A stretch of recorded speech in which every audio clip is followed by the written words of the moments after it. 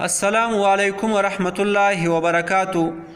محترم اوریدونکو، نن به موږ دغه مسله بیان کو چې په لمانځه کې د هر رکعت په شروع کې تسمیه یعنی بسم الله ویل دا واجب دی که سنت.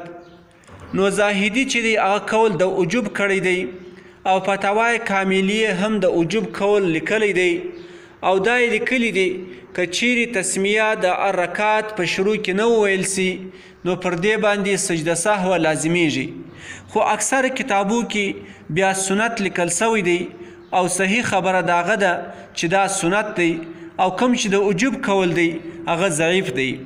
نو صحیح خبره دا سوله چې د هر رکعت په شروع کې بسم الله ویل واجب نه دی بلکې سنت دی.